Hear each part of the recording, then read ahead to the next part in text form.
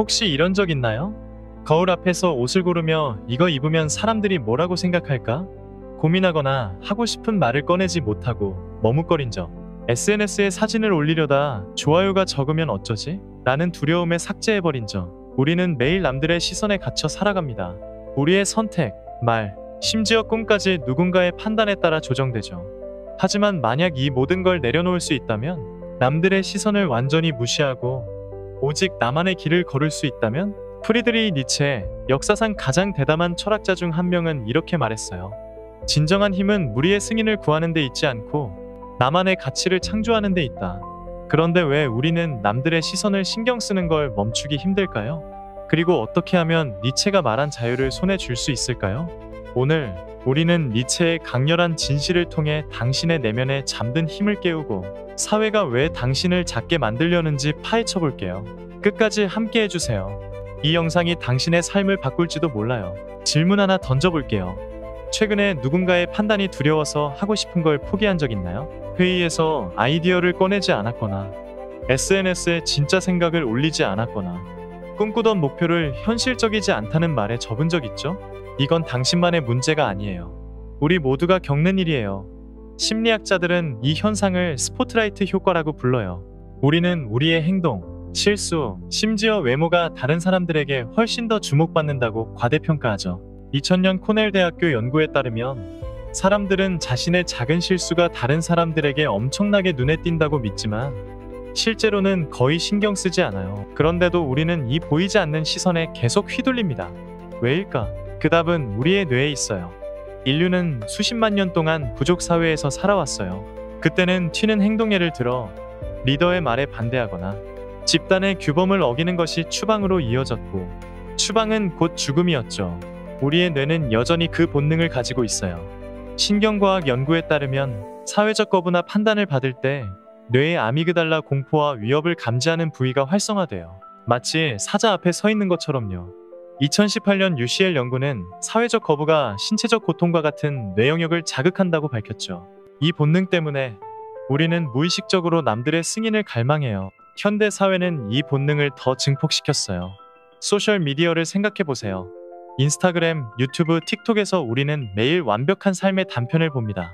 친구의 화려한 여행사진, 인플루언서의 완벽한 피부, 동료의 승진 소식. 2023년 스테디스타 보고서에 따르면 평균적으로 우리는 하루 2.5시간을 소셜미디어에 보냅니다. 그 시간 동안 우리는 끊임없이 비교하고 좋아요와 댓글로 우리의 가치를 측정하죠. 니체는 이걸 무리의식이라고 불렀어요. 모두가 똑같이 행동하고 똑같은 걸 원하는 집단. 하지만 이 무리에 맞추는 건 당신을 자유롭게 하는 게 아니라 당신을 가두는 감옥이에요. 니체는 이 감옥에서 벗어날 방법을 제시했어요. 바로 초인 유벌맨시라는 개념이죠. 초인은 슈퍼히어로가 아니에요. 초인은 사회가 강요하는 가치돈, 명예, 인기를 따르지 않고 자신만의 가치를 창조하며 사는 사람이에요. 니체는 이렇게 썼죠. 인간은 짐승과 초인 사이에 놓인 밧줄이다. 심연 위의 밧줄. 우리는 무리를 따를지 나만의 길을 갈지 선택해야 해요. 대부분은 무리를 택해요. 그게 더 안전하고 편하니까요. 하지만 니체는 진정한 힘은 그 심연을 건너는 데 있다고 했어요. 너희 승인이 필요 없어라고 선언하는 순간 당신은 자유로워져요. 현대 사례를 들어볼게요. 일론 머스크를 생각해보세요. 그의 테슬라 초기 모델은 조롱받았어요. 스페이스X는 터무니없는 꿈이라고 비웃음을 샀죠. 하지만 그는 멈추지 않았어요. 왜? 그는 남들의 시선이 아니라 자신의 비전을 따랐기 때문이에요. 니체는 이런 사람을 초인의 예로 봤을 거예요. 완벽해서가 아니라 무리의 한계를 거부했기 때문이죠. 또 다른 예는 BTS입니다. K-팝이 세계적으로 주류가 되기 전 그들은 너무 다르다는 비판을 받았어요. 하지만 자신들의 음악과 메시지를 고수했고 결국 세계를 바꿨죠. 그렇다면 우리 같은 평범한 사람은 어떻게 초인이 될 수 있을까? 니체의 첫 번째 가르침은 간단해요. 당신이 받은 가치를 의심하세요. 사회는 성공이란 큰 집, 명품, 1만 명의 팔로워라고 말해요. 하지만 그게 정말 당신에게 중요한가요? 니체는 이렇게 물으라고 했어요. 내가 진짜 원하는 건 뭐지? 창의력? 자유? 누군가를 돕는 삶? 당신만의 가치를 정의하는 순간 남들의 시선은 더 이상 당신을 통제하지 못해요. 하지만 이 과정은 쉽지 않아요. 니체는 초인이 되려면 내면의 영과 싸워야 한다고 했어요. 그 용은 두려움, 의심, 그리고 사회적 압박이에요. 당신이 좋아요를 신경 쓰지 않겠다고 결심할 때 뇌는 저항할 거예요. 하지만 그 저항을 넘는 순간 당신은 진짜 자유를 맛보게 됩니다. 남들의 시선을 신경 쓰지 않는 게 왜 이렇게 힘들까요? 심리학과 신경과학으로 들어가 봅시다. 첫째, 사회적 비교 이론이 있어요. 1954년 네온 페스팅어는 인간이 자신을 남과 비교하며 자존감을 평가한다고 밝혔어요. 소셜미디어는 이 비교를 끝없이 부추깁니다. 누군가의 완벽한 휴가 사진, 근사한 집, 성공 스토리를 보면 갑자기 내가 부족해 보여요. 심리학자들은 이걸 자기평가 유지라고 불러요. 누군가가 당신을 앞지르면 뇌는 두 가지 반응을 보여요. 존경하거나 더 자주 자존감을 지키기 위해 그들을 깎아내리죠. 두 번째는 두닝 크루거 효과예요. 자기 인식이 낮은 사람들은 종종 자신의 능력을 과대평가하고 다른 일을 쉽게 비판해요. SNS에서 시끄럽게 판단하는 사람들이 정작 깊은 지식이 없는 경우가 많죠? 이건 악순환이에요.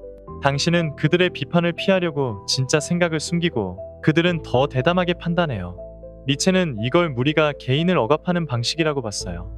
신경과학도 이를 뒷받침해요. 2018년 UCL 연구에 따르면 사회적 거부는 신체적 고통과 같은 뇌 영역을 활성화해요. 친구에게 무시당하거나 댓글로 비판받을 때 당신의 뇌는 마치 주먹으로 맞은 것처럼 반응해요. 그래서 우리는 승인을 갈망해요. 그건 뇌가 고통을 피하려는 본능이에요. 하지만 니체는 이 고통을 신호로 보라고 했어요. 당신이 무리에서 벗어나고 있다는 신호, 새로운 길로 가고 있다는 증거예요. 현대 사회는 이 본능을 더 악화시켰어요. 소셜미디어 알고리즘은 감정적이고 단순한 콘텐츠를 우선시해요. 2024년 데이터에 따르면 논란을 일으키거나 재미있는 게시물이 심도 있는 콘텐츠보다 10배 더 빨리 퍼져요. 그래서 깊은 생각을 하는 사람은 종종 외면받아요. 니체는 이런 세상을 허무의 시장이라고 불렀을 거예요. 모두가 빠르고 쉬운 답을 원하는 곳이죠. 하지만 진짜 자유는 그 시장을 떠나는 데 있어요. 니체 자신은 이 진실을 몸소 살았어요. 19세기 그의 신, 도덕, 권력에 대한 생각은 너무 급진적이어서 그는 미쳤다고 조롱받았어요. 그의 책은 생전에 거의 팔리지 않았고 그는 외롭게 죽었죠. 하지만 오늘날 그의 철학은 심리학, 문학, 심지어 영화와 음악에 영향을 미쳐요. 영화 매트릭스나 다크나이트의 주제는 니체의 사상에서 영감을 받았죠. 왜? 그는 무리에 굴복하지 않았기 때문이에요. 그는 이렇게 썼죠. 나를 죽이지 않는 것은 나를 더 강하게 만든다. 당신이 받는 비판, 거부, 심지어 외로움은 당신을 더 강하게 만들 기회예요. 역사를 더 보죠. 멕시코 화가 프리다 칼로는 그녀의 독특한 예술과 삶 때문에 조롱받았어요. 하지만 그녀는 자신의 고통과 진실을 캔버스에 담았고 결국 세계적인 아이콘이 됐죠. 스티브 잡스도 마찬가지예요. 애플에서 쫓겨났을 때 그는 안전한 길을 택할 수도 있었어요. 하지만 그는 자신의 비전을 고수했고 돌아와 스마트폰과 컴퓨터의 역사를 바꿨죠. 또 다른 예는 작가 J.K. 롤링이에요. 해리포터 원고는 12번이나 출판사에서 거절당했어요. 하지만 그녀는 포기하지 않았고 결국 세계를 사로잡았죠. 이들은 모두 공통점이 있어요. 남들의 시선을 무시하고 자신의 길을 갔어요.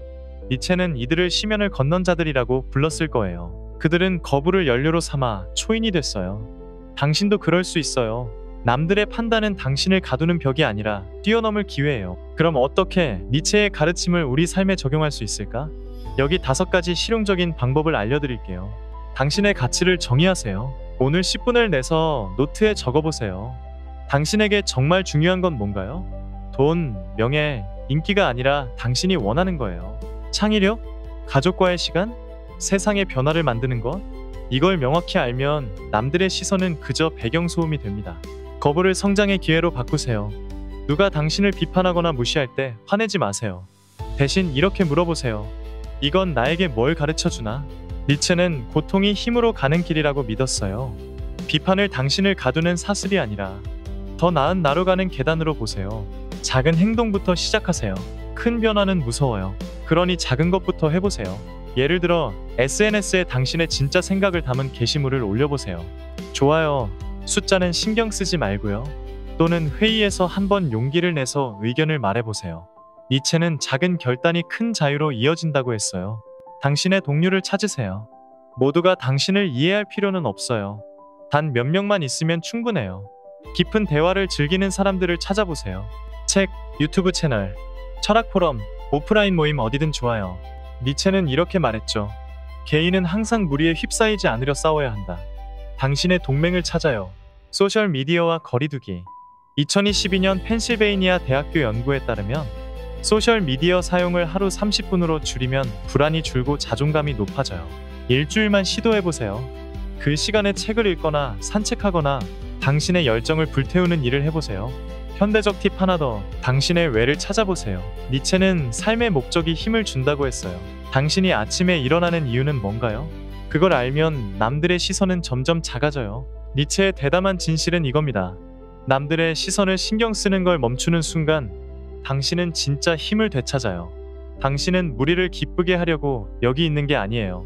당신만의 초인이 되기 위해 여기 있는 거예요. 쉽지 않을 거예요. 사회는 당신을 다시 끌어당기려 할 거고 뇌도 저항할 거예요. 하지만 당신만의 가치를 향한 한 걸음, 한 걸음이 자유로 가는 길입니다. 자, 이제 당신 차례예요. 남들의 시선 때문에 멈춘 게 있나요? 그걸 내려놓고 어떤 첫걸음을 내디딜 건가요? 댓글로 공유해주세요. 우리 함께 대화 시작합시다. 그리고 무리에서 벗어나는 더 많은 통찰을 원한다면 구독 버튼 눌러주세요. 다음 영상에서 더 깊이 들어갈게요. 당신의 초인은 이미 내면에 있어요. 이제 그를 깨울 시간입니다.